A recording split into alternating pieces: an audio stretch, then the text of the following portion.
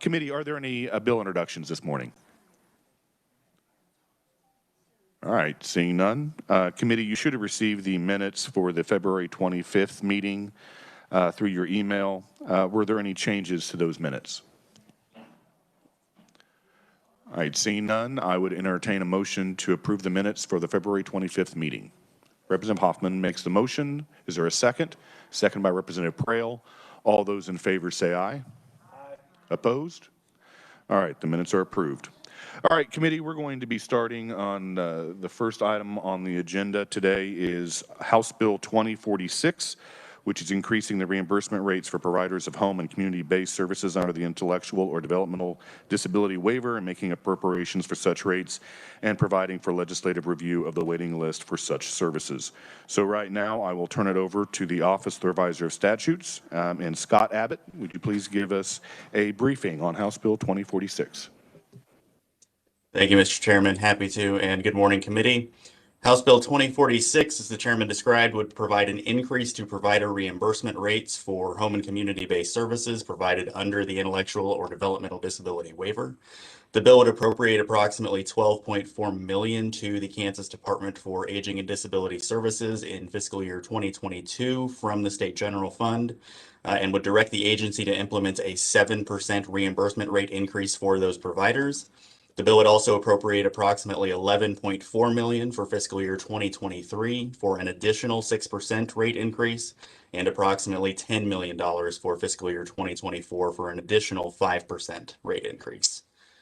The bill would also provide for an ongoing annual increase to those reimbursement rates after that. So beginning in fiscal year 2025 and each fiscal year thereafter, those reimbursement rates would increase by the greater of 2% or the annual percentage increase in the Consumer Price Index for urban wage earners and clerical workers for the immediately preceding calendar year. The bill would also direct the Robert G. Bob Bethel Joint Committee on Home and Community-Based Services to review and make findings and recommendations regarding the number of individuals who are waiting to receive home and community-based services under the Intellectual or Developmental Disability Waiver during the committee's meetings in the second half of 2021 and the first half of 2022. The Joint Committee would submit their findings in the annual report that they submit to the Legislature at the beginning of the 2022 and 2023 regular sessions. The bill would take effect upon publication in the statute book, July 1 of this year. And Mr. Chairman, I would be happy to answer any questions. All right, thank you, Scott. Committee, are there any questions for Scott? Representative Helgerson. Even though this states that it has automatic increases, I'm assuming that the legislature has the authority just to simply say, notwithstanding the statute, we can put the bill, we can fund it whatever we want. Is that correct? Scott? Representative, yes, those rates would still be subject to the money being appropriated to the agency to pay those rates. So the only thing that this bill does is says that we should do that, but we don't have to. Scott? Representative, yes, that action could be changed in future sessions. Okay, thank you. Any further questions for the revisor? All right, seeing none, thank you, Scott, for the bill brief. The first individual that I have testifying before us in proponent testimony is Matt Fletcher, the Executive Director with InterHab. Welcome to committee.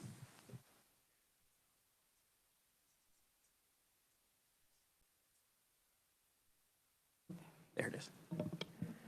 Chairman, Waymaster, and members of the committee, thank you for the opportunity to speak to you today about the merits of House Bill 2046. And also, we'd like to thank the Bob Bethel Oversight Committee for their promotion and sponsorship of this legislation in the House this session.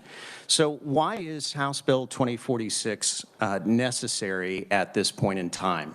Well, members of InterHab have been in front of this committee and other committees now for a number of years talking about the chronic underfunding of the IDD service system, which has been allowed to take place for really more than 2 decades now. The result of that chronic underfunding is that it's very difficult for providers across the state of Kansas to maintain a quality workforce. And workforce is incredibly important to these providers, because that is how individuals with intellectual and developmental disabilities are able to live successful lives in the community that keep them from needing more costly forms of support, such as institutional care or nursing home treatment.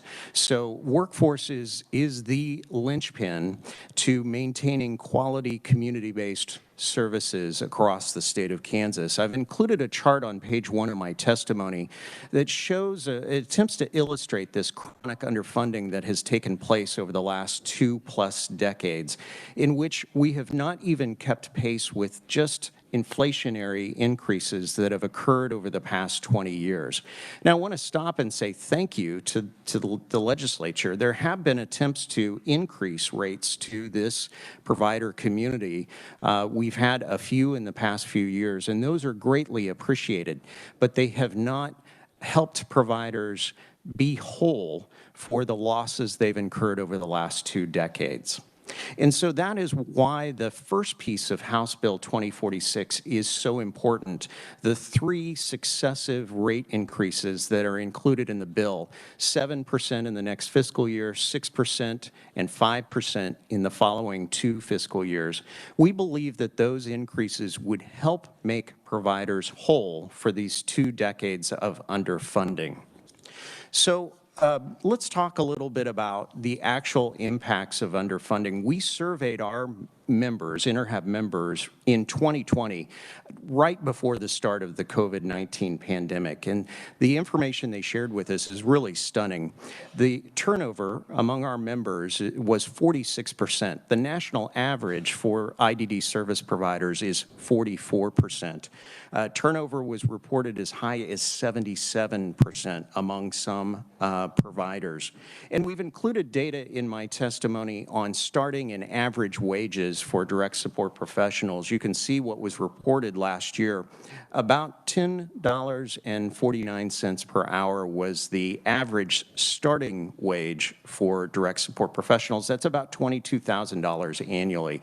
That's important to remember because I'm going to give you some information about who the direct support workforce is in just a few minutes, but keep in mind the $22,000. The average wage was about $11.91 an hour, which equates to about $25,000 a year. I've included also the frontline supervisor wages as well, because we have to remember when we're talking about the workforce for the IDD provider system, we're not just talking about direct support professionals. There's an entire support structure that assists those direct care workers in doing their work each and every day, starting with the frontline supervisors. I'll move on now to just briefly mention COVID-19. As I mentioned, those survey results were before the pandemic hit, and it's important to note that the pandemic has only worsened the capacity situation within the IDD service network since the start almost a year ago. I've included some national data on the impacts of COVID-19 in my testimony, including that 68% of IDD providers had to close their day or employment services. And here in the state of Kansas, it's important to recognize that for a number of providers, they're only just now getting back to regular operations or operations that appear to be close to what they used to be. So we're talking about almost a full year in which services were interrupted in a pretty significant manner. Those closures impacted about 32% of provider revenue, and 100% of respondents reported increased overtime costs. That's something we've heard a lot of during the pandemic, is that providers really struggled with keeping workers in those 24-hour-a-day, 7-day-a-week shifts in the residential settings in particular. So let me tell you real briefly about who direct support professionals are. I've pulled some national data to help illustrate this workforce for you. 87% of the direct support professional workforce is female. 25% of these individuals are responsible for a dependent under the age of 18. 17% live in a household below the federal poverty line. 39% don't live in affordable housing. 16% lack health insurance, and 50+% of this workforce receives some form of public assistance. I've included at the bottom of page 3 of my testimony the living wage calculator for the state of Kansas. And this goes back to what I was illustrating earlier about the annual wages, both starting and average, for direct support professionals. You can compare and contrast that to what the living wage is for one adult, an adult and one child, and an adult with 2 children. So clearly we have an issue here. This issue is only going to become worse as time moves on.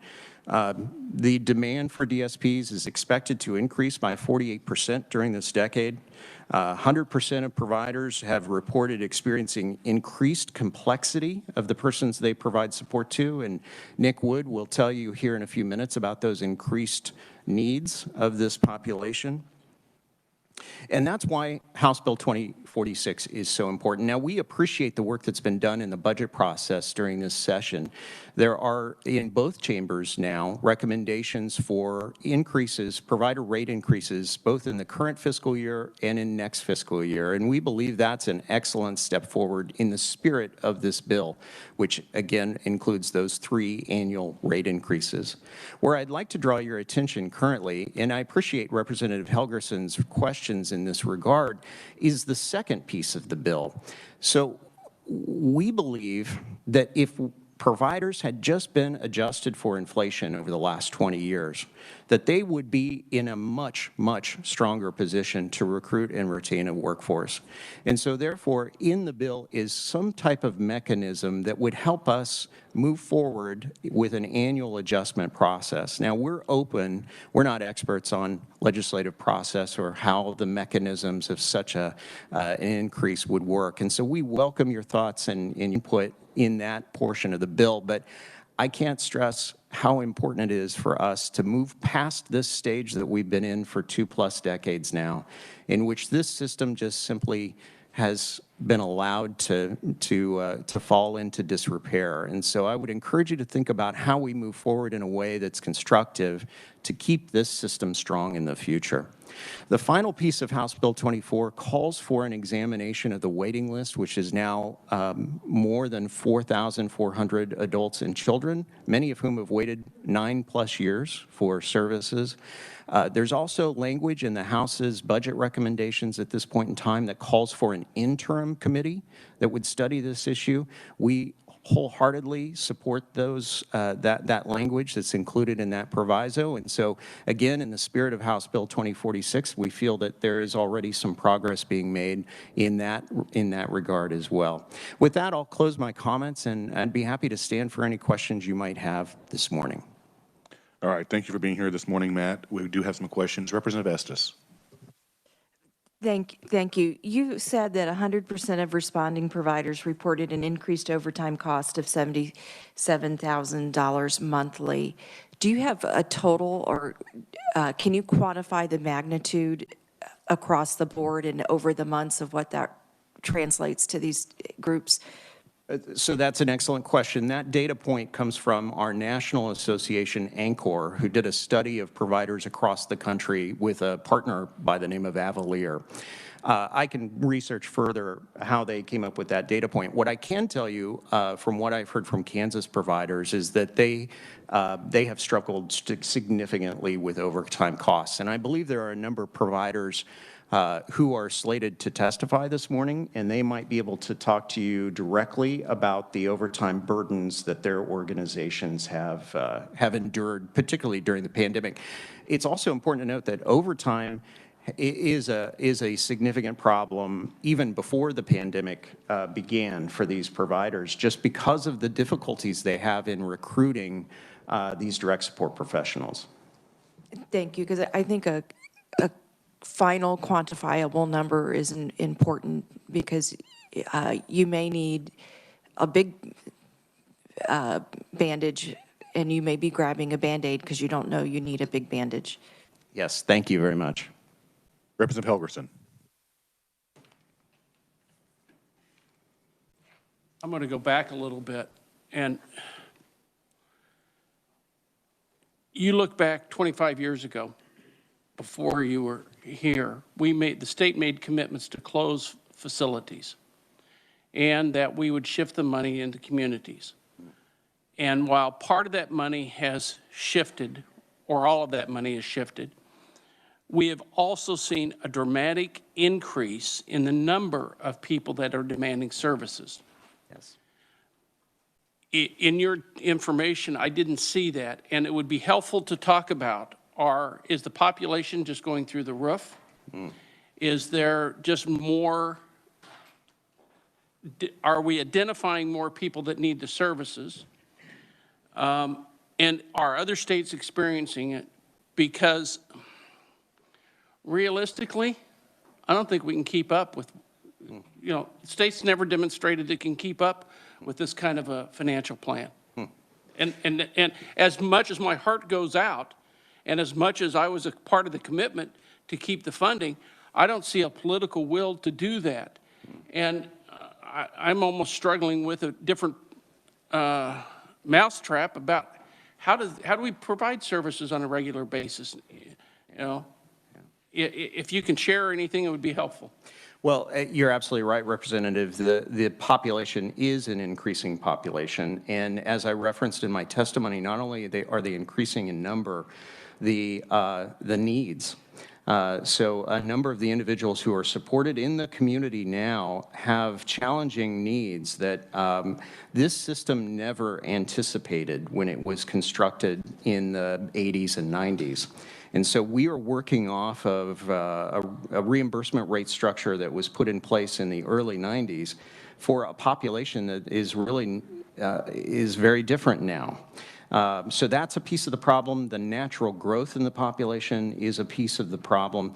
But again, I think it looks big right now because of the fact that we have not kept pace in small incremental ways over the years. And so I know this is a big ask. It's a monumental ask, but our hope would be we could make this network whole and then commit to a process in which we would remind ourselves annually that they need to be adjusted for the cost of doing business. And my fervent hope is that that would place them on a strong footing moving forward. Mr. Helgerson, do you have a follow-up? Oh, an hour's worth, so I'll wait and do it out. Representative Sutton.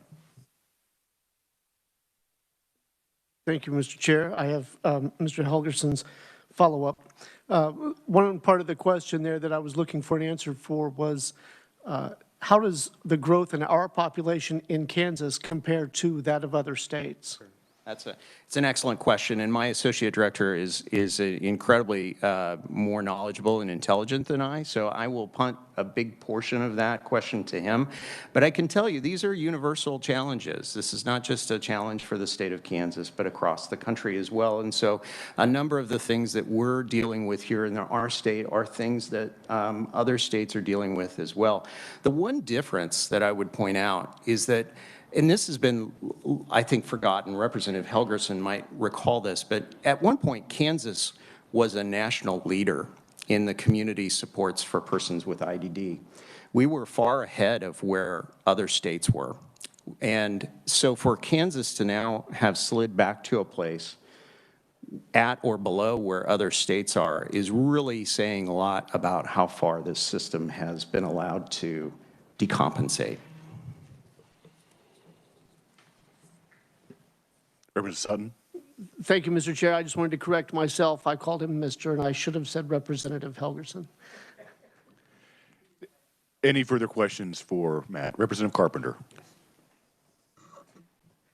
Matt, thank you for being here. I think one of the things that Representative Helgerson may need addressing is the age difference now that can you talk to that?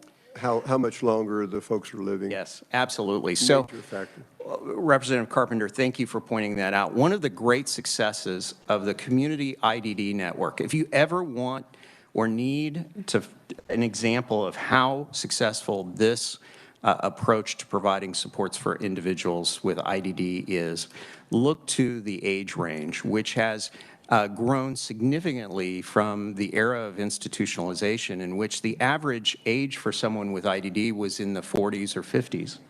And now what we are seeing is a natural lifespan for these individuals. They live to be into their 70s, 80s, even into their 90s. And that is because of the quality of care that they're receiving in our communities. So yeah, they are living longer, which is a piece of the success. It's also a particular challenge for the field because we're having to learn how to deal with Alzheimer's and dementia within this population. So it's a specialty within a specialty that's having to be developed. Again, the system was never designed for that. Representative Landwehr. Thank you, Mr. Chairman. You know, at some point, and whether we can do it this year or we make it happen next year, is that Matt and his folks actually have a great presentation to give a better in-depth understanding of what these individuals look like, the things that they deal with, the things that the decisions that our law enforcement have to make, and sometimes those don't end very well. And, you know, I think Matt kind of hit it on the head when he said his answer to Representative Helgerson was that we haven't kept up, and that's why we're at where we're at today. And then you add the aging onto this. There was a lot of discussion on this in the CanCare oversight. There always is a lot of discussion on this. It wasn't helpful when the IDD folks took a $20+ million hit in allotments. And so we talk a lot about taking care of the right people, but we're not prioritizing our budgets in the most vulnerable. A lot of talk up here, a lot of yakking up here, but it's a big difference when you start putting your money where your mouth is. And that's one of the things that, you know, Representative Ballard and I have fought this together since 1997 with social services budget. And that fight's still here today since I came back, and it's good to have Representative Carpenter joining us in that fight. But it is, people have got to decide where the priorities are. And, you know, we also put burdens on, you know, our K-12 system because of this. But guess who doesn't take a cut in this state? And guess who has the less accountability? Because I can guarantee you that if we go to Matt and we say, Matt, we need you to break down the accountability of how you spent this money, he's going to be able to do that. You don't get that with K-12. And I'm not beating up here on K-12. The idea is we all know that that's the big animal in the room. And it's time to decide what our priorities, because Representative Helgerson's right. When we shut down Topeka State and Winfield Hospital, the money was going to follow the clients. Guess what? Kansas lied, and they lied to their most vulnerable people. These are our constituents. These are mothers. These are fathers. These are kids. And now they're grandparents. Thank you. Representative Humphreys. Thank you, Mr. Chairman. Thank you for the work that you do, and thank you, Representative. Protecting the most vulnerable, absolutely. That's, I mean, I just am appreciative of your work and what you do. But I kind of just need to talk numbers for a little bit because I'm new to the committee. And so what I'm trying to understand is the reimbursement rate would, according to this bill, get a 7% increase this year and a 6% the next year and a 5% increase the next year and at least 2% every year thereafter. Right.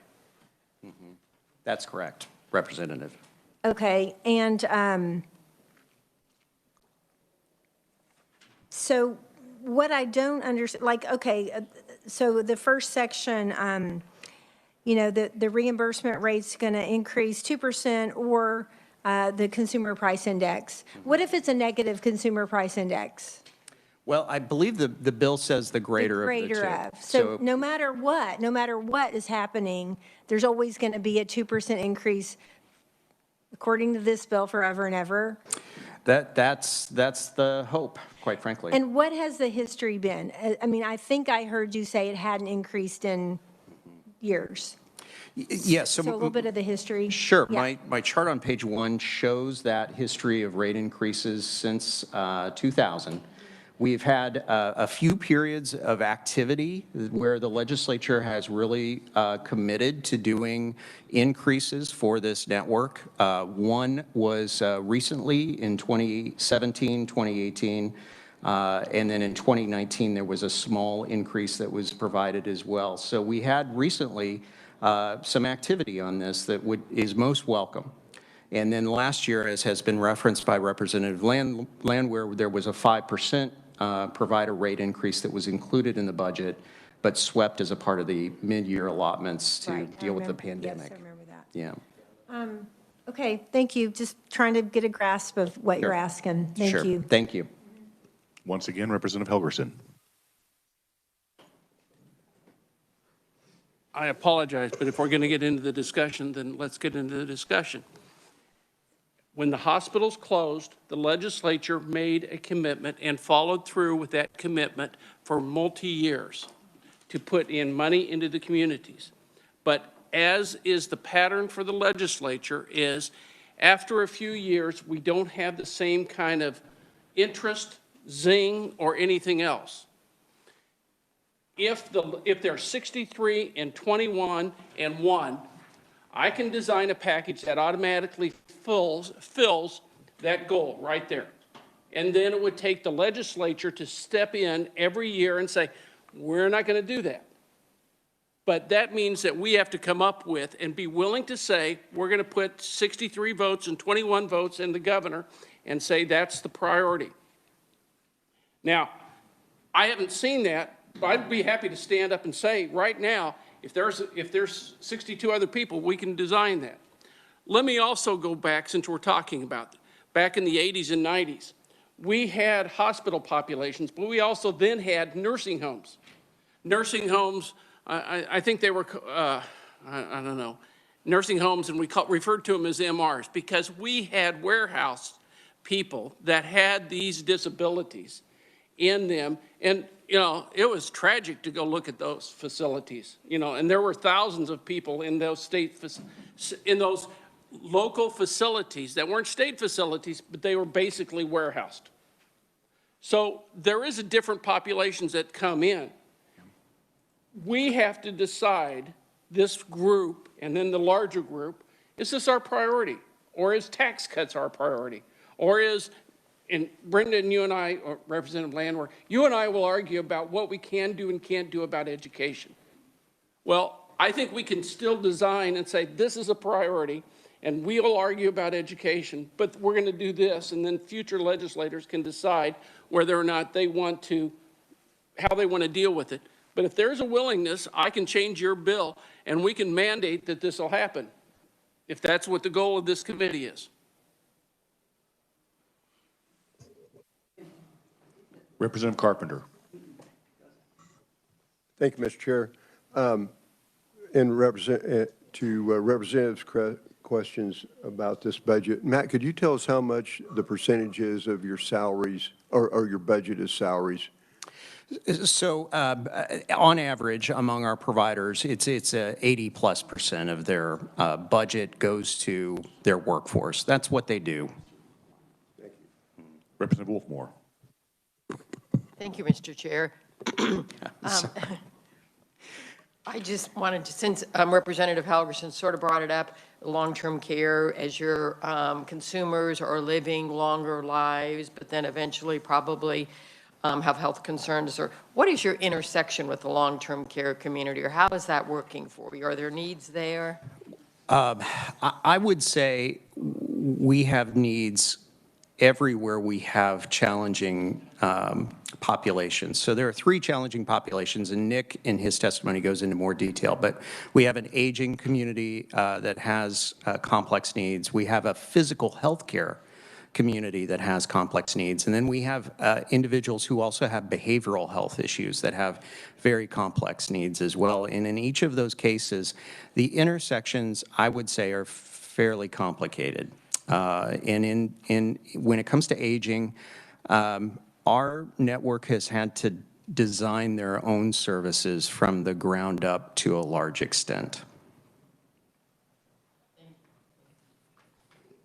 Representative Ruiz. Thank you, Mr. Chair. Matt, what's the billing mechanism for the direct service that's provided? Sure, Representative.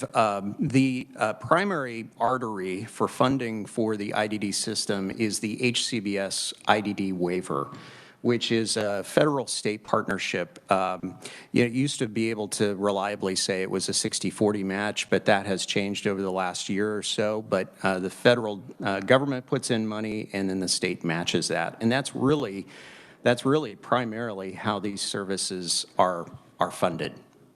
And you're billing through Medicaid. That's correct, Right. yes. And that is the only way to get probably the majority of your reimbursement is through Medicaid. That's correct. In the past, we have had some other sources of funding that were SGF only. Over time, those have been swept. Right, exactly. And I think, this is one of the things that we're not talking about is the fact that reimbursement rates, this is why you're here, is trying to get some of those reimbursement rates raised. And the more we attack Medicaid, the less ability you have to provide services. Thus, we have 4,000 people on this waiting list because we don't have, the ability, for providers to continue to bill Medicaid because it's the only reimbursement rate that you have. Right. For IDD Community Services, Medicaid is the only train leaving the station, and we've been attached to Medicaid since, I think, the late 1980s. So it's how the process was decided a long time ago, and I think we're connected at this point. Thank you. Representative Landwehr. Thank you, Mr. Chairman. Kind of to add on to that, Representative Reese, is that we're at about 59% on our federal match. We're sitting at 64% right now because of the extra 5% that the feds have given us through COVID. But that 5% is supplanting SGF money in other budgets. It's not going to the social services it was designed for. Representative Ballard. Thank you, Mr. Chairman. I was going to ask, and thank you, Representative Landwehr covered part of that for me, how much has receiving COVID funds helped us, or have we just substituted instead of additional in the process? I always remind people that the community mental health centers were started by the legislature because often people think it's on the outside, right. But it's something we started right. Because we knew we were not able to deliver the services. And so we have I feel, an obligation to it because we established it, we put it together, and we said that anyone could be served regardless of ability to pay. That's right. And that became extremely important to know that they are out there, and geographically they were located so that we would try to cover as much of the state as possible in order to deliver those services. But yet, we haven't taken care of this firstborn child, that we actually established in that respect. So looking at all the problems we have in terms of IDD and just a whole host of it, what is your biggest fear that if we don't take care of it, right, we will really be so far in the hole that it will make it difficult for us to rebound?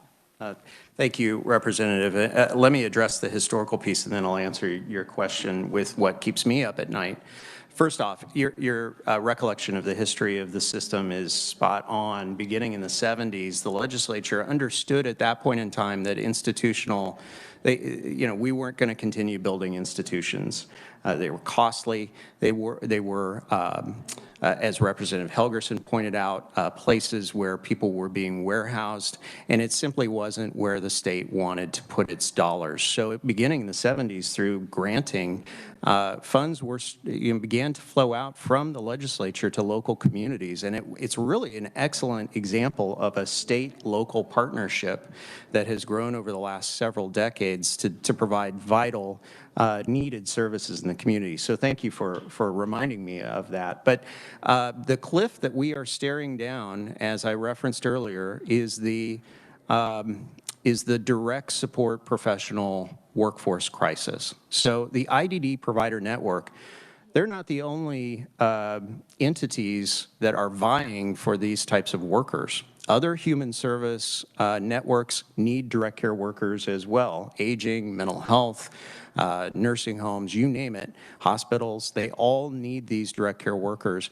And we are facing in the next, I think, 5 to 10 years, a shortage, a crisis in these types of workers. The baby boomers are retiring, which means a large portion of the part of the workforce is going to be gone. Plus, they'll need services, so it's a double hit on human services. And if we cannot help providers get oriented towards being able to recruit and retain direct care workers to be competitive, they are really going to be in a bad place within a few years' time.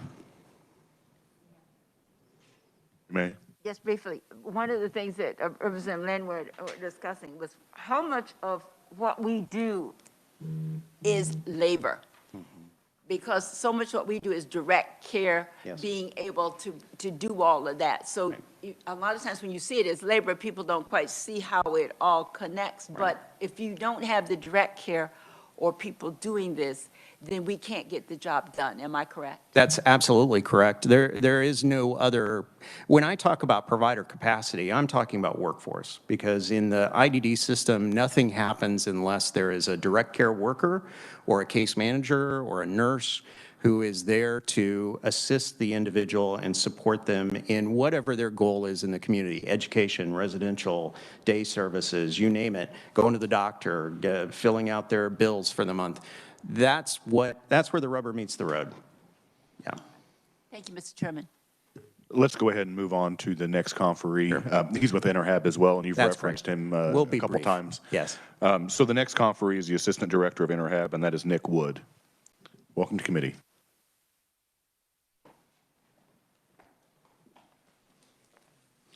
Thank you, Chair, members of the committee. Thanks for having me. I'll try to be brief. I know we have other conferees today, but Matt mentioned my role at Interhab. I work with internal task force, and we spend a lot of time talking about complex needs of the people that we serve. And I'll kind of get into those three areas. But just to try to address a little bit some of what was talked about in terms of the population, people with intellectual disability, according to national studies, are about 1% to 3% of the total population. In Kansas, 1% would be about 30,000 folks. I think that's probably a good estimate of people who are Medicaid eligible. Now, our colleagues at KDHE might have some other data points that would feed into that, but I think it's still basically an estimate. It is most places. But just to try to make a large problem seem a little more solvable, about 85% of those folks are people with mild form of intellectual disability. And then 10% are people with a moderate form of intellectual disability. And then only 5% are people with severe or profound. So that gives you an idea of kind of the range of needs. Now, on the IDD waiver, we just serve folks who are at risk of institutionalization. And in the last several years, we've only been serving people who are in crisis. So it's an immediate need for them. So that gives you an idea. We serve about 9,100 people on the waiver, and there's about 4,100 on the waiting list. So when we look at needs, aside from just their long-term supports and service needs, really the only service we have is what's called personal care as far as Medicaid is concerned. But people still need a lot of these other services. So we sort of break it down by medical need, behavioral health need, and age-related conditions. Folks and Matt was talking about this earlier, folks with IDD in Kansas and nationally are just growing older. They still get a lot of their medical health needs met through their service providers. Now that looks different all over the state. In some places they have wonderful relationships with home health organizations, safety net clinics, and that sort of thing. But in other places, they basically maintain their own health clinics. and they do their own crisis services for sort of to try to help with the behavioral health needs. So we're always looking at kind of what are some national models that would work well here in Kansas to try to address all those gaps and barriers for people with complex needs. And we've got a few of them. I know we're talking about one bill today, but we've got a couple other bills going where we're talking about these with other committees. But community-based care management, essentially that's trying to implement best practices to meet medical health care needs. We also have another bill that is related to the criminal justice needs, or the kind of the needs of folks who get involved with the criminal justice system, and then also statewide mobile crisis services for people who might need that level of service in the community. So with that, I'll stand for any questions. All right, thank you, Nick. Representative Estes? Could you expand on the mobile crisis outreach services? Is that, how do you identify where you need to go? Does that happen along with law enforcement when they make 911 calls? Thank you. Yeah, definitely. We've had quite a bit of discussion in House Health Human Services about crisis services, and there's a couple bills. One that would establish a statewide mobile crisis services program, and another one that would provide some funding. So that's something that we are very invested in, something we've tried to make progress on for many, many years. Some of our members will talk about working on committees and councils back 20 years ago on that issue. But a lot of states have made a lot of progress. If you implement sort of these practices at a systemic level, you can be very preventative. And that's the idea. You don't want to wait for people to be in crisis before you can get that level of service to them. Any further questions for Nick? Representative Sutton. Thank you, Mr. Chair. No, Nick, we had this discussion last year, as I recall, as in fact, probably every year. I think we always have it. But we were discussing the waiting lists, and help me get a grasp on this on more of a granular level, because I was told last year that many of the people who are on the waiting list have applied 8-10 years prior to their needs because it was a long-term care issue. And so that waiting list will never go away. And who is actually waiting for service right now? How many people is that? So there's about 4,100 people who are sort of identified and waiting. I will say, you know, as an advocate, if I talk to a parent of a young child who had just been diagnosed with an intellectual disability, I would tell them it's in your interest, get on that waiting list right away. And that's who I'm talking about. The people, before the train leaves the station, that we can provide assistance and maybe mitigate some, you know, some damage long term, as opposed to people who are just there as a placeholder. And there's nothing wrong with that. I get it. But how many people are currently, if unlimited funds were available right now, how many people would be utilizing those services? How many people waiting would utilize those services? So I think that what we have is about what we would be serving. So I mean, so if you combine who we're serving on the waiver now with the waiting list, I think we're going to have to serve about 15,000 people. That's my personal estimate. But it's there are a lot of people out there who maybe are quick to get on it. I still meet, sometimes I'll meet people who are their child is 18, 19 years old and they really haven't made that first step. So, you know, part of being able to study the waiting list and really talk with stakeholders would be sort of sorting out that need. But that's some of the question then could be a person with fairly moderate level of intellectual disability, but they have a lot of other needs. So that's what ends up putting them in crisis and allowing them to access the waiver. If you're able to meet some of those other needs earlier and kind of in a more preventative way, then they're not going into crisis. Maybe they don't have a level of need like later on in their lives even. So. All right, thank you. Thank you, Representative Carpenter. Thank you, Mr. Chair. And just to address the previous representatives, in the proviso this year in budget language was a proviso to study the wait list. We hear so much about this wait list, and there's an interim committee in that proviso to study this wait list and exactly see what the needs are. Our waiver requires people to accept all 6 of the services that the waiver provides. There are probably people on there, more than likely a lot of people on there, that only need 2 of them.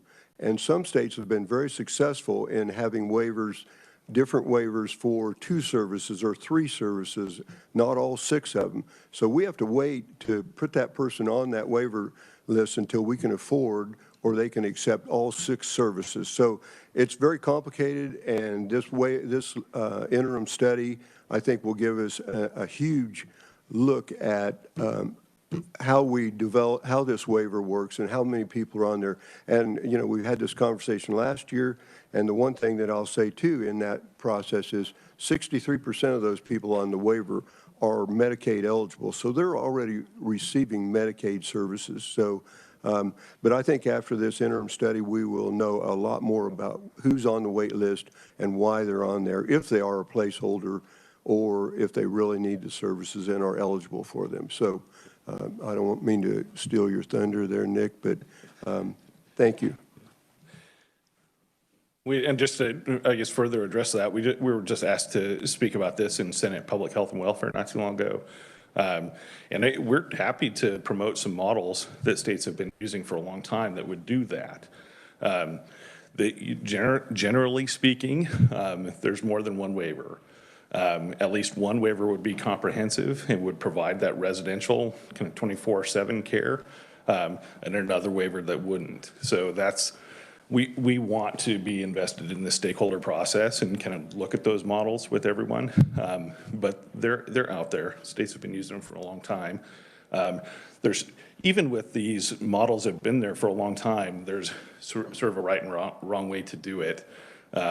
You can end up creating just a lot of smaller waiting lists for services. And in some of these states that have really been struggling with it, that makes a longer term problem if that's your approach. So, Representative Wolfmore.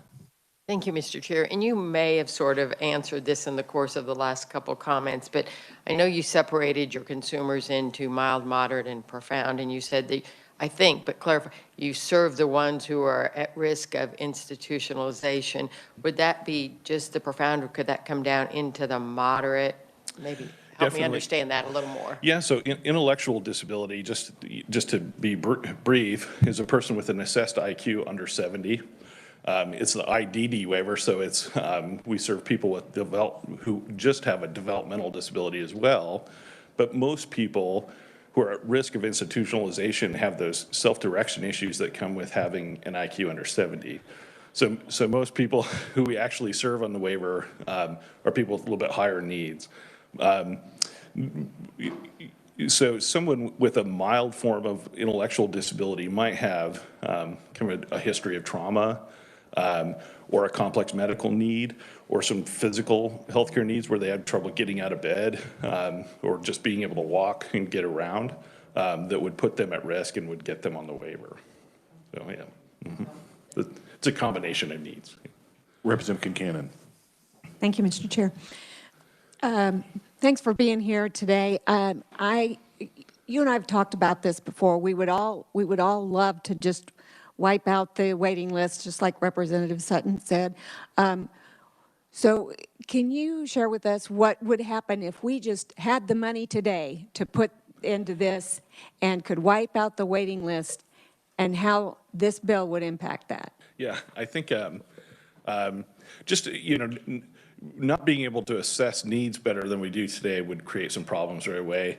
But also, and Matt touched on this too, we just wouldn't be able to hire enough staff. It's a personnel issue, and complex needs really play into turnover. So when you're seeing 70% turnover, it might be in part improved by just helping people be more confident and competent, being able to pay staff a little bit more when they are working with somebody with real complex medical health care needs or behavioral health care needs. I know from personal experience in direct service that when staff and other folks kind of experience one crisis, they can get through it. If there's repeated crisis and they're not getting enough support and everyone's overwhelmed, that really has a lot to do with whether they think they can continue to work in that job. So, Representative Landwehr. Thank you, Mr. Chairman. Just to go back a little bit on the mobile crisis centers or mobile crisis teams, I think a good analogy to look at is they're kind of like volunteer fire department.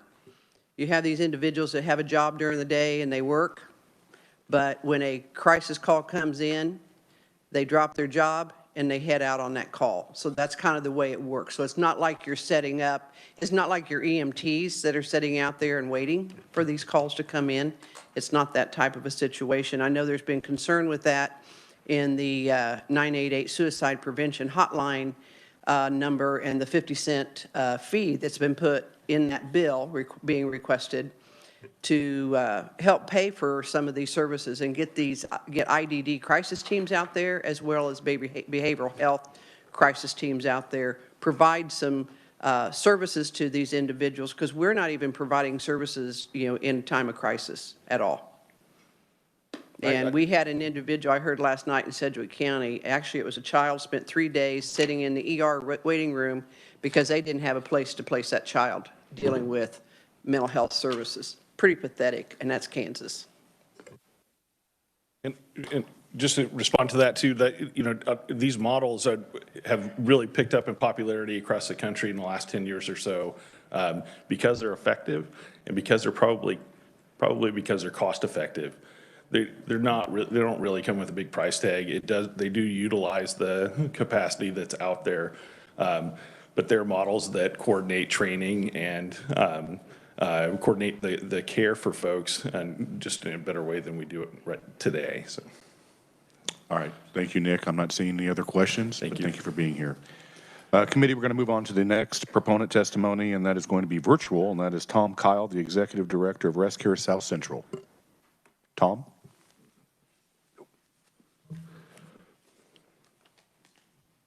Okay. Can you hear me? Yes, we can hear you. Okay. Hello. Good morning, everyone. My name is Tom Kyle. I am the Executive Director of ResCare in Kansas Central. Appreciate the time this morning. And on behalf of ResCare Community Living in Kansas, we did submit written testimony. So I'll keep my comments brief. And Matt Fletcher and Nick have already touched base on some of my highlights. But ResCare is part of a family of brands. Bright Spring Health Services, it's a national leading provider of services with serving populations with intellectual and developmental disabilities. And throughout Kansas, we're located in many of your communities. We provide group home, residential supports, day services. We have a workforce of over 600 folks. Specific in my area that I'm over is South Central Kansas or Central Kansas, Manhattan, Salina, Wichita, Newton, Winfield area. So, written testimony has some language or some information on the pandemic and just the struggles that we've been impacted, how we've been impacted. But a lot of our struggles happened, we were dealing with before COVID. Matt mentioned the workforce shortage, and one of the representatives mentioned what keeps us up at night. And what keeps me up at night as an executive director when I get to go home is to make sure that the staff have what they need to take good quality care of the individuals that we are entrusted to care for. That they have the training. Statewide, we have over 150 openings right now. What keeps us up at night is trying to figure out, how to staff these homes and day service locations and provide good quality care and services. And, I met with a group about a year ago, and, many of you folks that that serve, volunteer your time, or business owners. And, we talk about turnover in the IDD system for DSPs. And, if you relate that to, if you're a business owner, how that would impact your business. And, it's just, I think what we all want as individuals and business owners is consistency in our lives. And I think it's just so important that our DSP workforce is stable, that, we,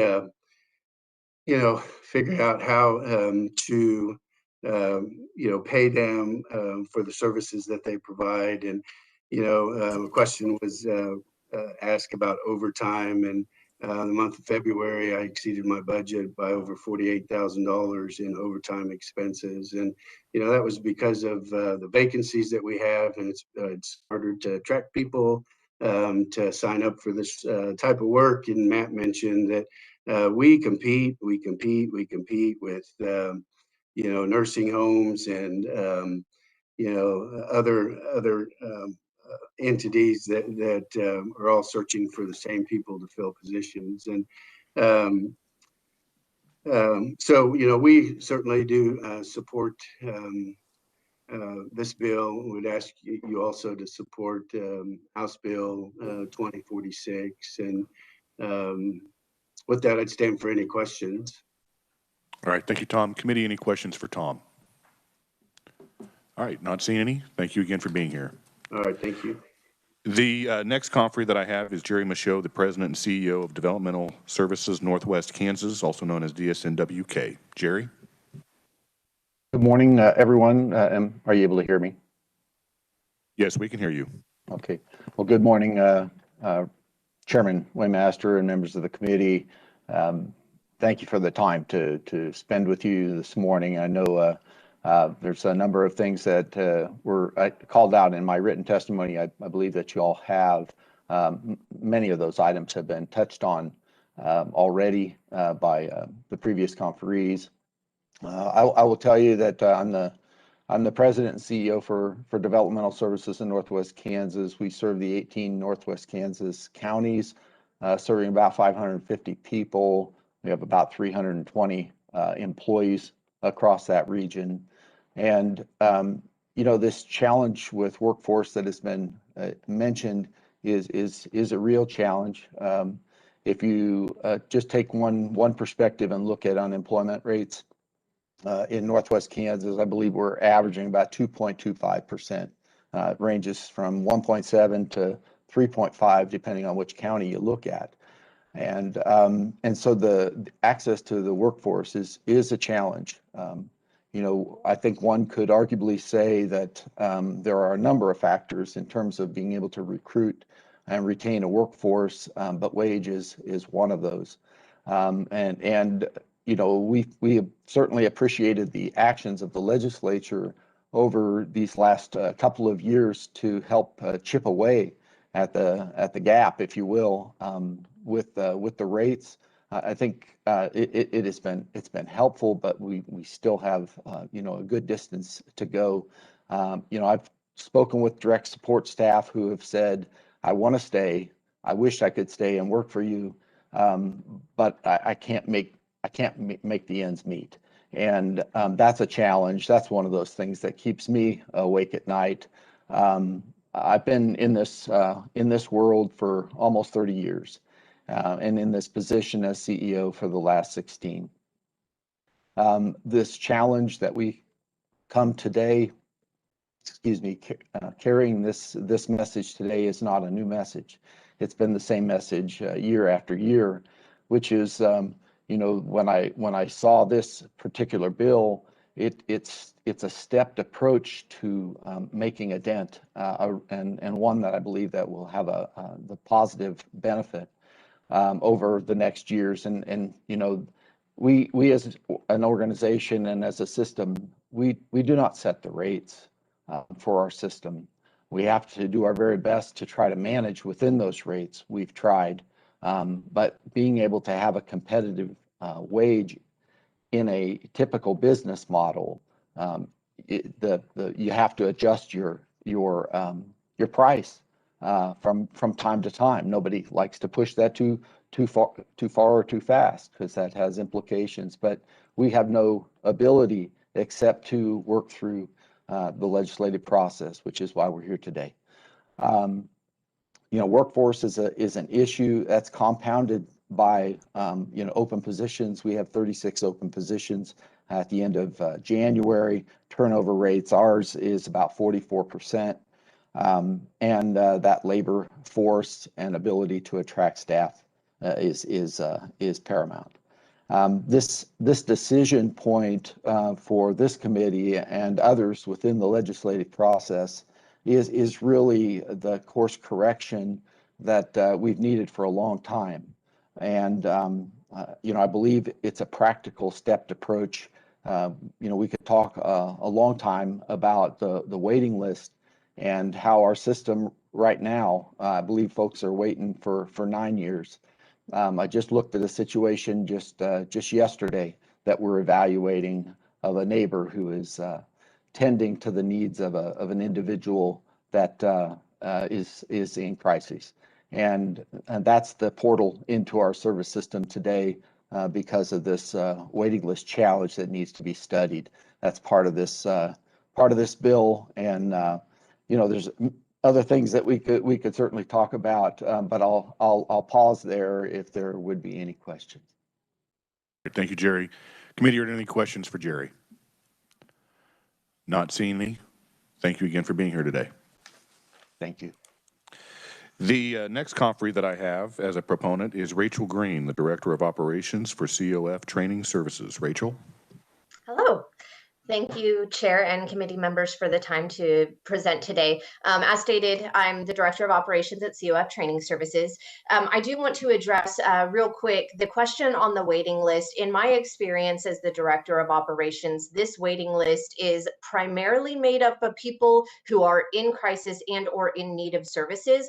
Most of the time, individuals aren't even aware that our services exist until they need them. And by that time, they're facing that 8 to 10 year waiting list. So I think that's important for us to understand. But again, that study will really help give us that larger picture. So every day in Kansas, the health and safety of individuals with disabilities is compromised due to this workforce crisis. Just to kind of put this magnitude of the crisis in perspective, the Bureau of Labor Statistics reports that on average across all industries, the turnover rate is 3.5%, while the average turnover rate in our field, as Matt stated, is 44%. And in Kansas is even higher at anywhere from 50 to 75%. So that high turnover leaves us critically understaffed and costs a significant amount of money. So when we're talking numbers, in fiscal year 20, COF lost $253,000 just in background check and training costs for the staff that we lost in less than a year. And we spent $600,000 on overtime alone during that year. Combined, that's almost 15% of our total annual revenue just spent on those turnover costs. So when we're talking about why there's such a significant crisis, in my opinion, there's 3 significant factors that contribute to that. The first and the primary factor that contributes is the poverty level wages. Matt did a great job going through the DSP demographics. In our company, the primary demographic of our DSP are single mothers who operate on one household income. The average pay rate across our nation is $12 per hour for a DSP, which is below the federal poverty line for a family of 4. In Kansas, we're almost $1 per hour less than that at $11.14. At my agency, our average pay rate is $11.32, and we pay about $6.76 per hour of benefits. So our total average hourly cost is $18.08. And while it's great to be able to provide a strong benefits package, benefits don't put bread on the table, and that's what a lot of our DSPs are facing every single day.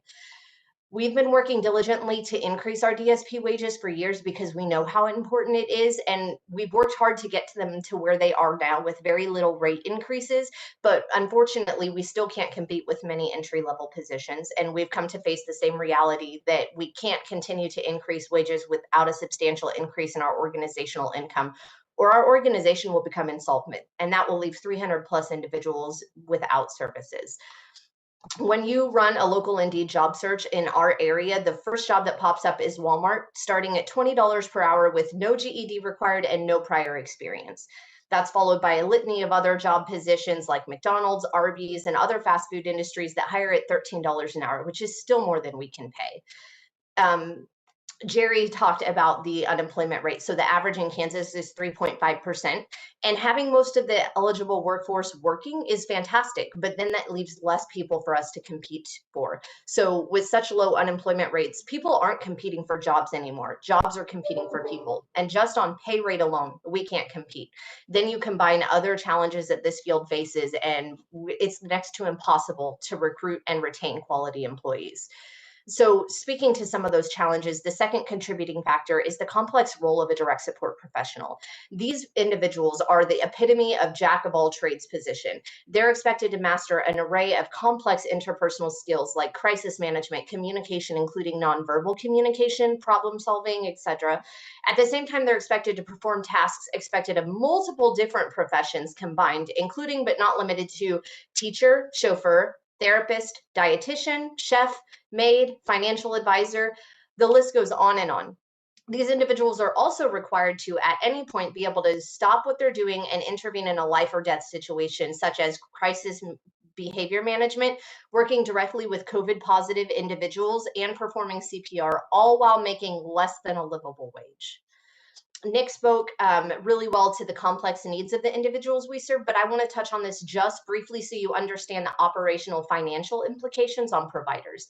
On average, my company uses 45% of our total resources on just 5% of our clientele. That leaves 65% of our resources for the remaining 95% of our clients. As one example, we served a young man with complex needs from 2017 to 2019.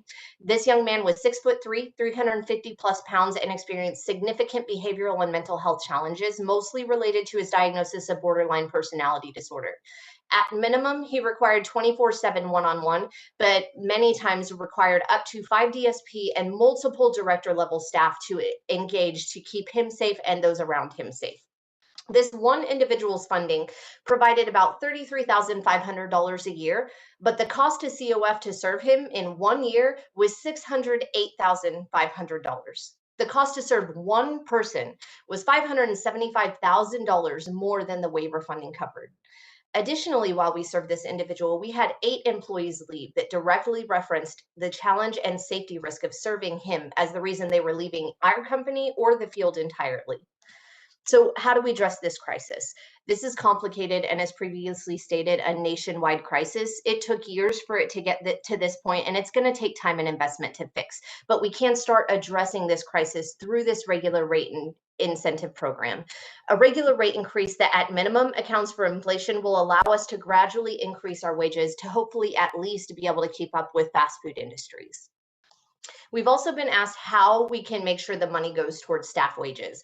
I can and will continue to tell you that our money will go directly to our DSP wages, but actions speak louder than words. Here's what we've done in the past 20 years to increase our staff wages. Although they've been small and few, the COF has invested over 100% of those rate increases that we have received directly into staff wages. We've done so in the following ways. We've increased our starting wage from $762 in 2000 to $1050 in 2021. We've implemented a career ladder by establishing a lead role called an advocate for our DSP. That allowed us to increase 27% of our DSP wages to $13 per hour for taking that lead role. We've increased our benefits package from $2 an hour to $8 an hour. And we've also established bonus programs to incentivize our staff.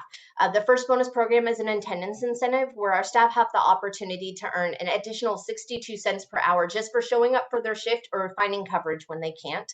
We also have a performance appraisal where our staff can earn a 2 to 6% of their annual salary based on a performance assessment done by them and their supervisor.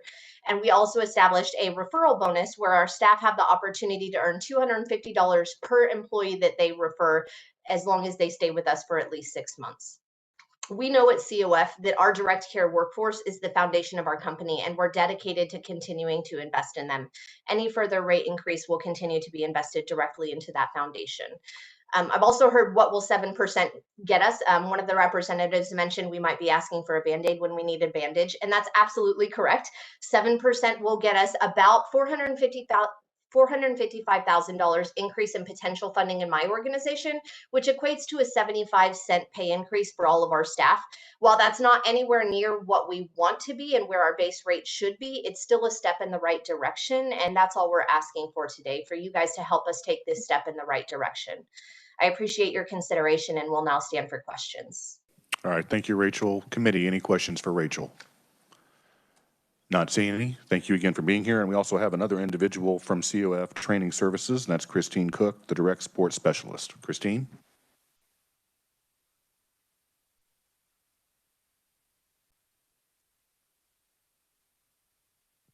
Is she not joining us? She was on. Let me check. Am I there now? Yes, you're here now. Okay, thank you.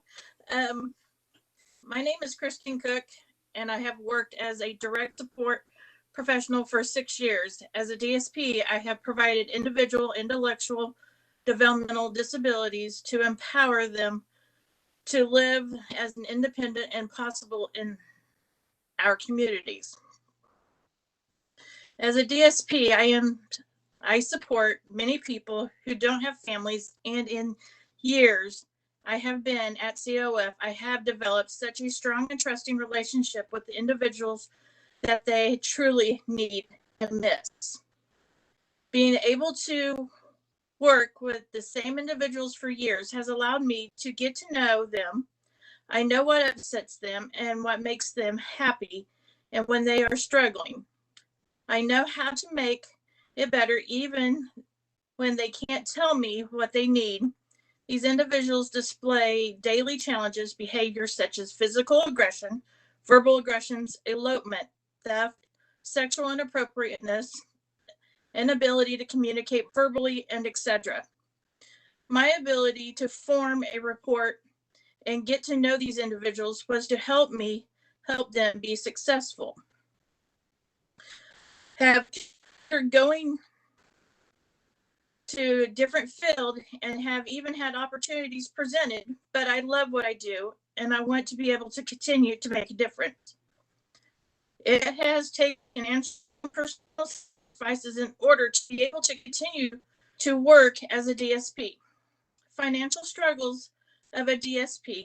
I have been the sole financial provider for my family. I have used overtime to supplement wages in order to make ends meet. I have worked an average of 60 hours a week for multiple years in a row, not being able to afford child's extracurricular activities, even birthday parties, not being able to afford new clothing for myself or my family, not being able to afford a normal life circumstance, had a car breakdown and was unable to afford to get it repaired, went 4 months without the means of transportation, myself to work, store, etc. In addition to a medical fragile family member who had many appointments. Affording a single vehicle was a significant challenge. Being able to afford 2 functional vehicles was not part of the question. My partner and I always had dreamed about buying a place in the country to have a space to host family events and potential investment in a small business. On a DSP income, I was unable to afford that for us. I missed holidays, family functions, school activities, time with loved ones that is precious and fleeting. Christmas 2020, I worked from 6:30 a.m. to 5 p.m. and missed the opportunity to celebrate and spend time with my stepdaughter and my partner. If I would have known that was the last Christmas with the 2 of them, I would have been home. I lost my partner 2 weeks later to COVID. I have not only lost him, but I lost the time with my stepdaughter as she now lives in Texas with her mother.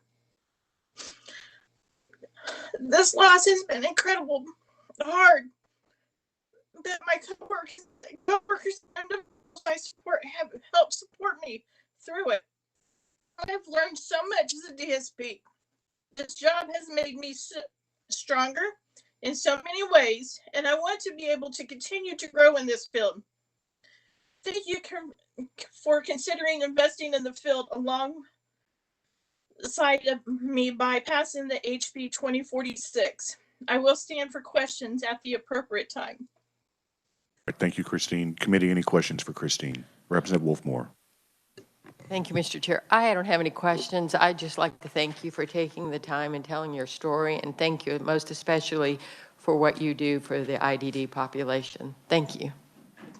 Thank you. Any further questions? All right, seeing none, thank you, Christine, again for being here this morning. The next conferee that I have is Diane Voss. She is a parent. Diane?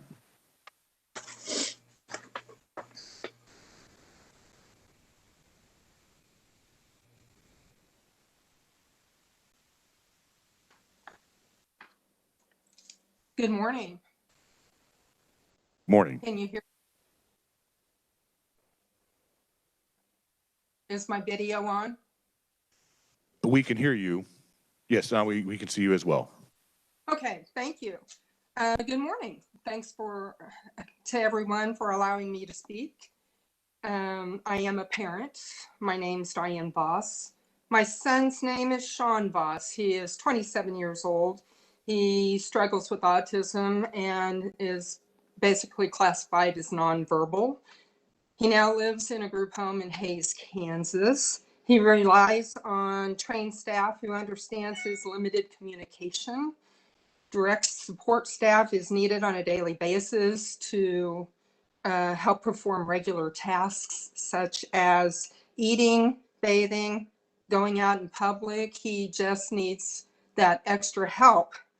3 years ago, Sean had the opportunity to live away from his parents.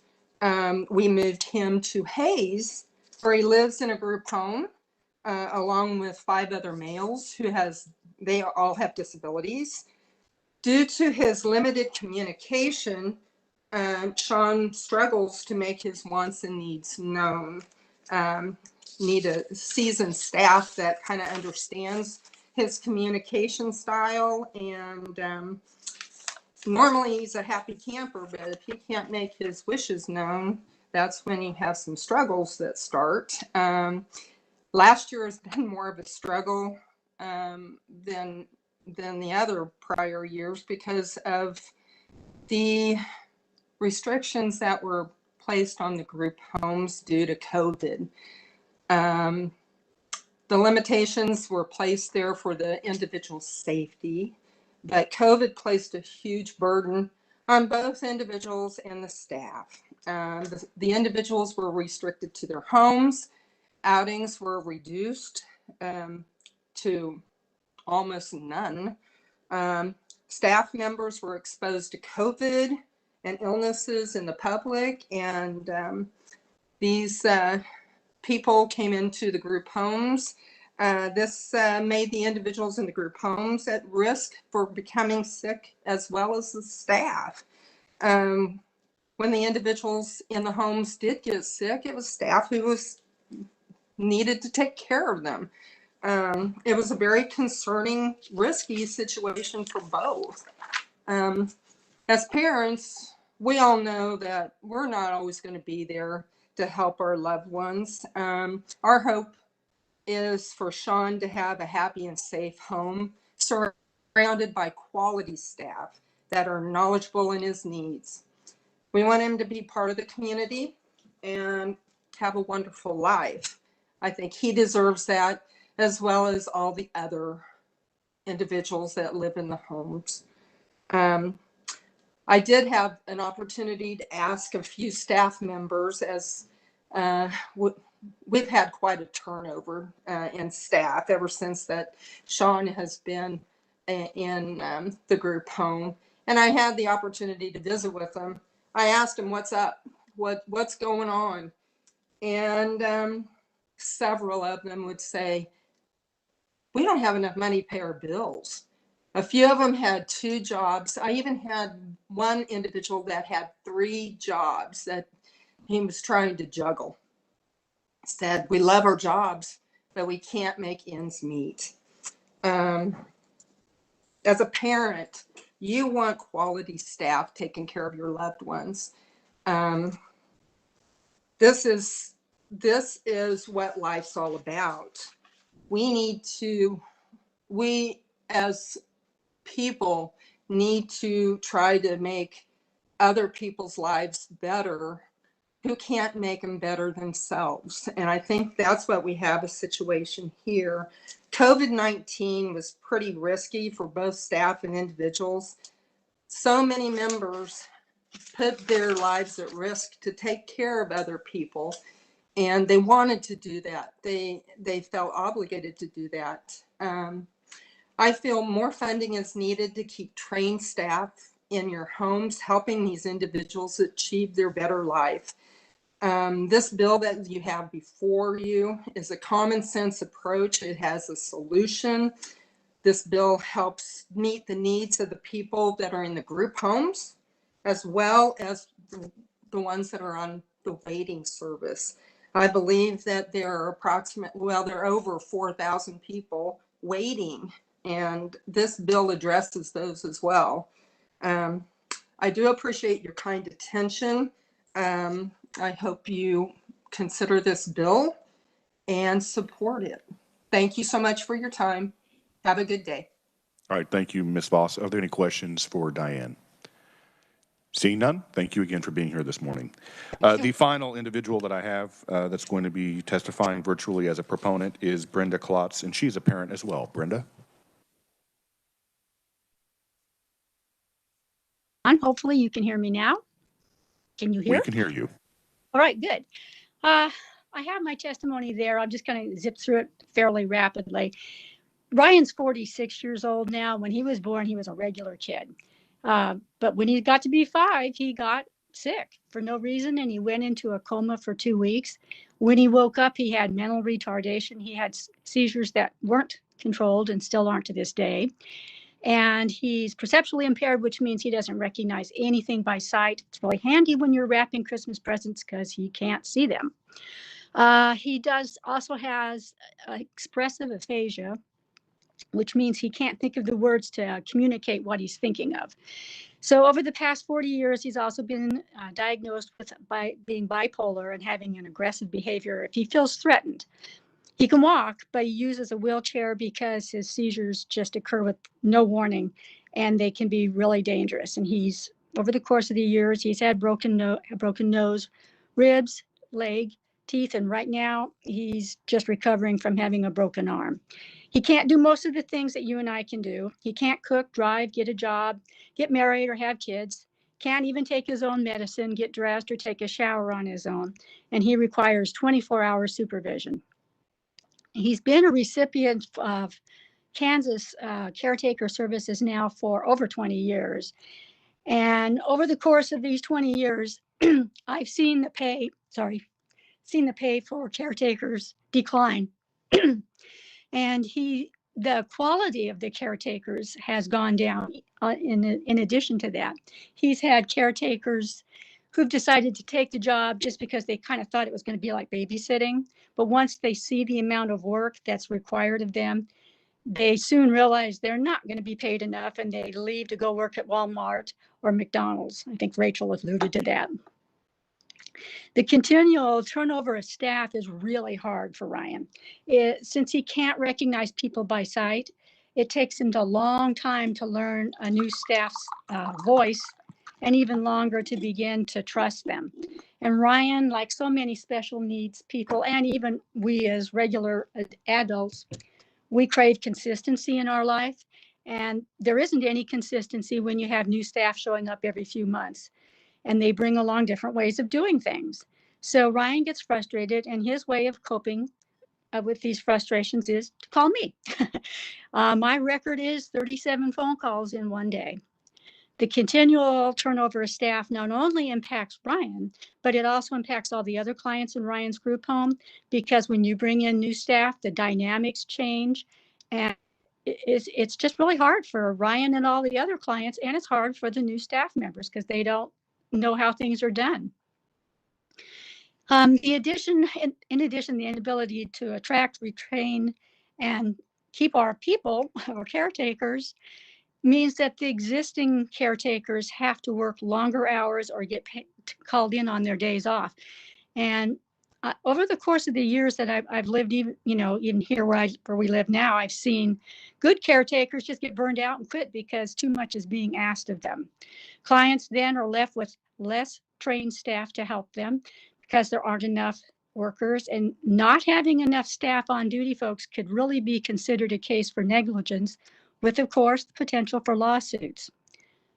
Lastly, the lack of well-paid staff has an impact on my husband and me. 4 years ago, we left friends in our home for over 20 years to move where we live now. We did that because the caretakers for Ryan were so much better here. Now, here, good applicants have gotten progressively more difficult to find and keep. My husband and I basically live with fear. We never know when we're going to get the next phone call to tell us that Ryan has a broken bone or that Ryan is turning blue because he's had a seizure while eating lunch and gotten food stuck in his throat. We live in fear that Ryan's going to get frustrated trying to communicate with new staff and it's going to get aggressive, which would result in a phone call to police. We're afraid that new staff won't give Ryan the required seizure meds in the proper amounts at the proper time. In summary, the state of Kansas can and should do better. We need to provide funding to attract, train, and retain a better quality of caretakers. I think that Kansas needs to be a model for other states. We were, I guess, at one time. We've kind of fallen down on the job. We need to let people know in the United States that here in Kansas, we value and we take care of all people, even the usually forgotten people with special needs. And thought maybe you'd like to see Ryan. Can you see him? Oops, disappeared off my iPad. Where'd you go, Ryan? There he is. Yeah, I don't know if you can see him or not. Can you see him? Can. Okay, good. Do you all have any questions for me? All right, thank you, Ms. Klotz. Are there any questions for Brenda? Not seeing any. Thank you again for being here this morning. Thank you. All right, committee, as I mentioned before, those are the only ones that are going to be appearing before the committee. We also do have written testimony from Lori Feldkamp, the president and CEO of Big Lakes, and also from another parent has submitted written testimony from Lori Birchfield, and that should be in, she would receive those written testimonies. I'm not showing any opponents or any neutral testimony, so at this moment I will close the hearing on House Bill 2046. All right, committee, we're going to go ahead and move into the next item on the agenda, and that is going to be the committee report from the K through 12 Budget Committee. So I'll now turn it over to Chairperson Williams. Chairperson?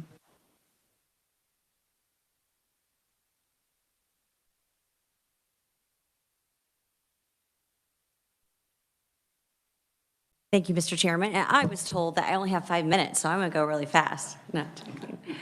Okay, committee, you have received an email from Kathy that includes a report of the items that were included in 2119, which are our budget. So we have the 2021, 2022, and the 2023. If you want a hard copy, Norma is passing it out right now. If you want to look digitally, it should be in an email. So I'm going to go ahead and proceed if that's okay, Chairman. That is fine. Proceed. All right. So with the budget recommendations that we have here, it actually includes the governor's full recommendation for 2021, 2022, and most all items in 2023. I will note that in 2023, those items are not the full funding for the Department of Education. That's because it's not included by the governor. It's just the state portion of the state foundation aid that's really included, as well as the supplemental aid. So I'm going to shift my focus to 2021 and 2022. For 2021, there's $5.7 billion, including the $3.9 billion SGF in 2021. This is an all funds increase of $3.6 million or 0.1% and an SGF decrease of $30 million. The increase is primarily attributable to the allocation of $41 million from the federal coronavirus relief fund by the Sparks Task Force to the Children's Cabinet. And that's also partially offset by the governor's recommendation to adopt the fall 2020 education consensus estimates. Those consensus estimates always determine the funding because it's based on the number of students and the weighting support for those students for each year. In addition, on 2021, the committee did make a recommendation, and it was brought to us by Representative Estes, to recommend to the school districts that they use some of their coronavirus funds, their ESSER monies, for a $500 gift pay increase for teachers. And so it is a recommendation only. It is not required. So that is 2021. I'll move on to 2022. The governor's recommendation recommends expenditures of $5.8 billion, including $4.2 billion SGF for fiscal year 2022. This is an all funds decrease of $57.6 million, or 1%. And let's see, I'm going to go on down. It has one reduced FTE position from the agency's request. The agency requested a dyslexia coordinator. The governor did not include that in her budget. Neither did we. The dyslexia coordinator would be approximately $80,000. If the school districts wanted to use any of their $550 million of additional funds or their $240 million of increased aid, they could easily pay for a coordinator. It would be about 20 cents per student, or you could do $200 to $300 per district. So we felt like that was a minimum cost that the districts could fund themselves with their increases. And again, 2022 is based on the education consensus estimates. I wanted to note a couple things to give you context for this budget. It is approximately 52% of our state general fund. It is totaling about $5.8 billion. If you look at it for 2022, just the Gannon portion of increases are $183.2 million. That doesn't include the special education or the other increases that we have. In 2023, the Gannon increases are $280 million. In addition, you heard me speak of the $550 million worth of federal funds that were related to the pandemic. They were expecting another $600 million through for K-12 to be coming down from the $1.9 trillion that was recently passed in Washington, D.C. The last point of context I would like to bring up is that often gets overlooked, and that is that K-12 funding in the last 20 years has increased 118%. If you remove capers from it, it's 105%. If you want to look in the past 20 years, well, what is the average CPI-U inflation index? It's 46%. So regardless of where we have been, in the past 20 years, we have exceeded the rate of inflation in our funding for K-12 education. With that, I will stand for questions. All right, committee, any questions for Chairperson Williams? Representative Wolfmore. Maybe I missed that. I don't think you went over it in the language you have to direct the Kansas Department of Education to expend money on 500 on school safety, et cetera.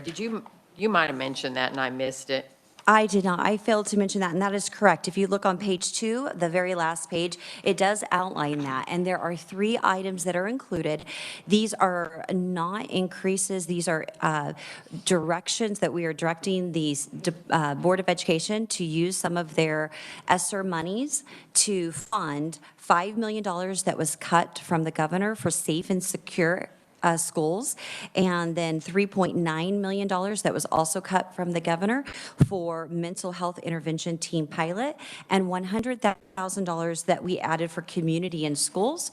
We do provide non-state general funds of $50,000 of TANF dollars for community in schools, but it does not receive any additional funding from the state.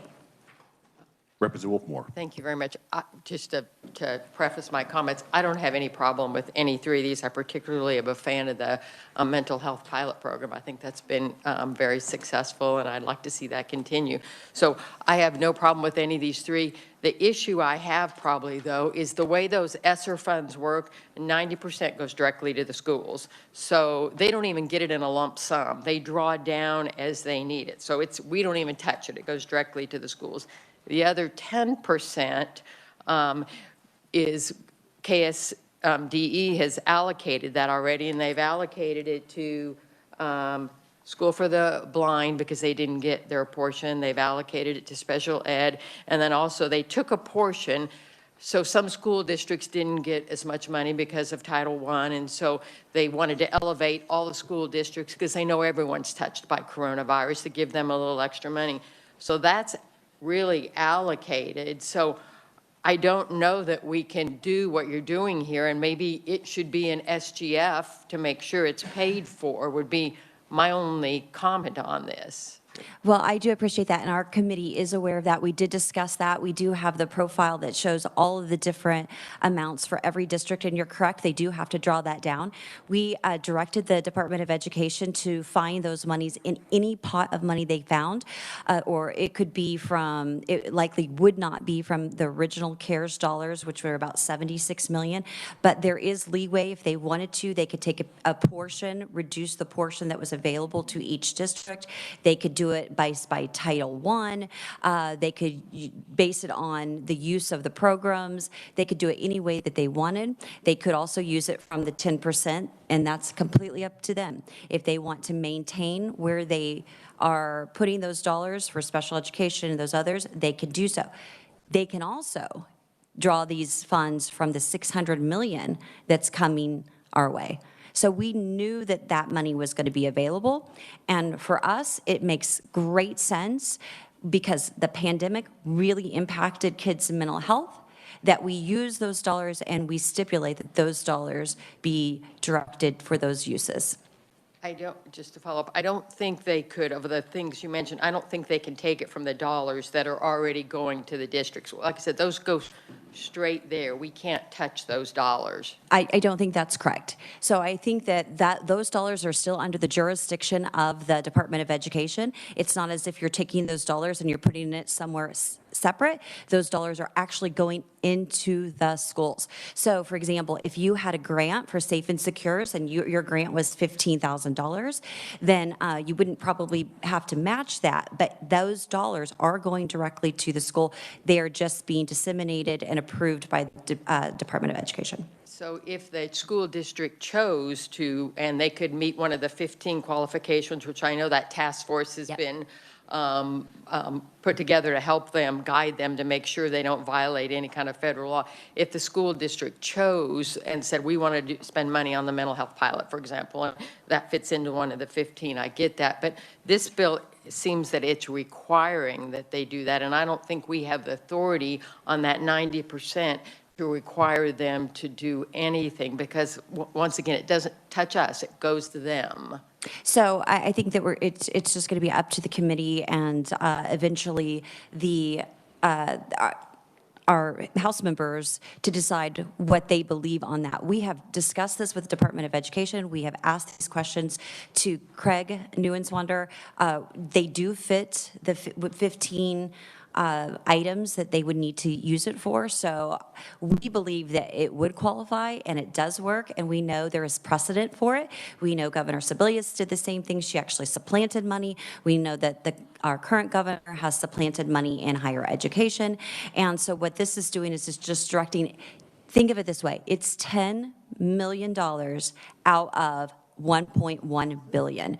So we didn't think that that was too much to ask the Department of Education to do. And I agree, and then I'll let this go because we'll agree to disagree, I guess. But I agree it's not too much money, and I'm not saying we shouldn't do these programs. I just think that we're doing something that we don't have the authority to do, and that if we really are passionate about this program, these programs, let's just take it out of SGF and not use sort of one-time money, because hopefully, for example, the mental health pilot, that'll be a program that'll continue to go and grow, and we should continue to fund it out of SGF if we think it's important. Thank you, Mr. Chair. Representative Owens. Thank you, Mr. Chairman. Chairwoman Williams, would you repeat a couple of statistics for me? So in 2022, the Gannon increase is how much? The Gannon increase in 22 is about 100 or 280 million. No, I'm sorry, it's 183.2 million in 2022, and that would include your, it would include the, hold on a second, the supplemental state aid as well as the state base aid, the financial aid. Well, I'm going to mess up the name. What is it? State foundation aid. And what is it in 2023 again? It is 280.3 million. Again, that's just the increases just for Gannon in those two categories. Right, thank you for that. So, and did I also hear that they're expected to get around 600 million from the federal money coming? That is correct. Okay, so we're a little over $1 billion in increases over the next maybe year or two? 1.1, yes. So we also just heard, if I remember correctly, in House Bill 2046, how our disabled folks over this same period, you said somewhere around 100 and some odd % increase in 20 years, and our disabled folks have went just the opposite way, actually defunding. Am I correct in what I'm hearing? I have a motion to make, Mr. Chairman. Dang it. Then I'll save my motion for another day. All right. Representative Ballard.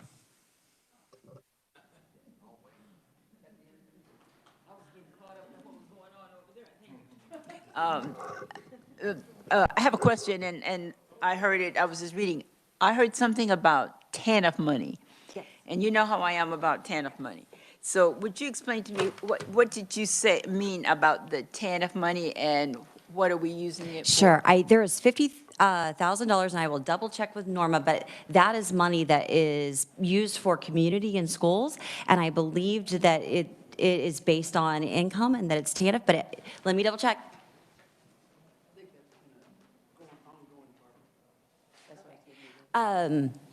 Norma just told me it may be Children's Initiative Fund, but for some reason, I have in the back of my mind that it's TANF money, but I will leave that up to you all to, you know better than I do. The only reason I asked that, because I was wondering, was it new or is it something we have? Because, you know, Not new. TANF monies have those 4 categories that we can use our money for. And I was about to ask if we'd had it before, and Yes. which one of those. It would have had to come under the education, I think, aspect of it.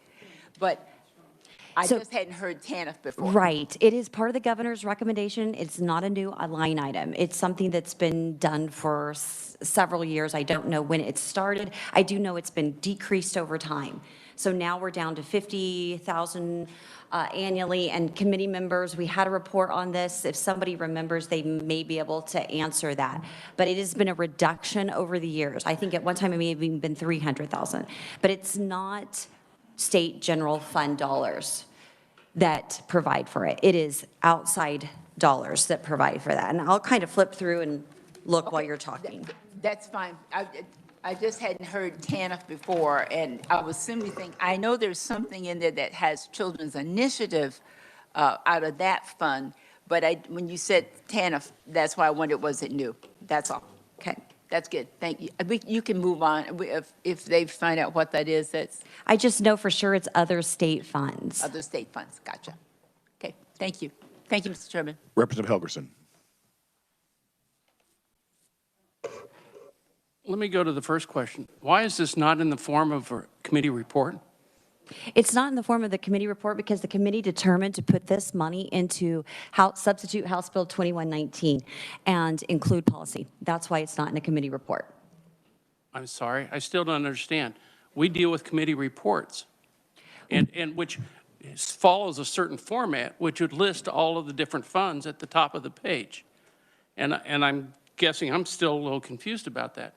Again, if you think back to 2 years ago, we did not provide a committee report for K-12. It was included in Senate Bill something.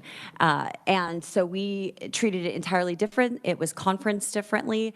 And so this is the same. I think that in general, there is a view that when we talk about our agencies and especially when we talk about 52% of our budget, it seems very appropriate that we consider policy with the funding. I don't disagree at all that we should talk about policy. In fact, I'll go in length about the policy, but I'm just asking for the format because I would like to have the numbers listed as to how much is coming in from the feds both this year and next year, and then go into the discussion on whether or not we could have any kind of flexibility in how that's funding spent. But, you know, if I didn't speak up loud enough 2 years ago, I'll speak up loud enough now because I'd like to understand how we're spending an additional $1 billion, just like the other representatives. I think that format is put in here because it is a way for us to gauge what the bill does. You know, we had a joke in here years ago that we'll spend 5 minutes dealing with $1 billion budget for education. And we'll spend 5 hours talking about how much a used pickup truck costs.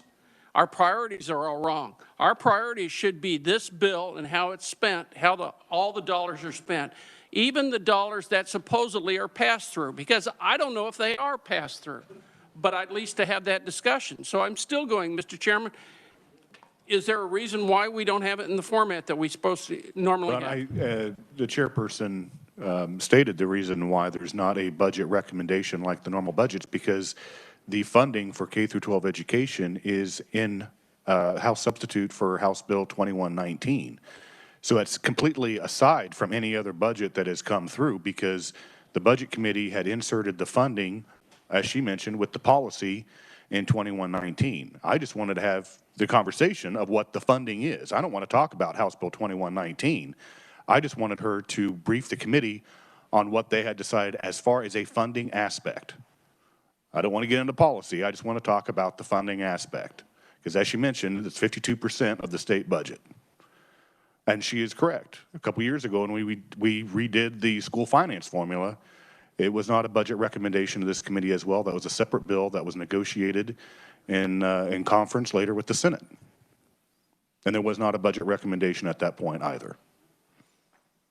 May I address his questions about Yes, you may. Okay, so the other thing I would say is in our committee, we did receive a full, I believe it came in this committee. I don't know if it was this color, but it had all the school districts. So you could see what all the different monies went to the school district. So that is at your disposal. So we did have that. In addition, you have in your budget books, the Department of Education's budget, just like you do for everyone else. It starts on page 753. And so that is the same. This is what we approved. We approved the governor's recommendations. We did not alter 22. We did not alter the 21 or 22 at all. We made one addition that said direct your funds of $10 million. That's it. Governor's recommendation. And it's all in here. So it's fully available to the committee. Representative Helgerson. First ask, did the committee take a formal vote on each one of these recommendations? Yes, the committee, when we Or did it just do a bill? When we pass out a bill, every item in that bill is an amendment that we discuss and vote on, including budget recommendations, including the $10 million where we directed funds. And it's not as if any one of these items were just discussed one time. We had multiple days in which we had hearings on the budget. Okay, then I'm asking, can staff give us a detailed breakdown of the funding for each one of the pots of money, state general fund, federal, the 2 or 3 different federal grant programs that are now out there, so that we can review that information? It's been provided. Now, just to clarify, when you talk about the federal grant programs, are you referring to federal money that flows in normally, or the additional education dollars that have flowed in with the relief packages? Both. Both, okay. I think staff can get that for the committee. if it's not already received and out there. Representative Burrows. Thank you, Mr. Chairman. I want to get back to if all items were voted on, I see on the back of the page the reauthorize of the 20 mil property tax levy. Yep.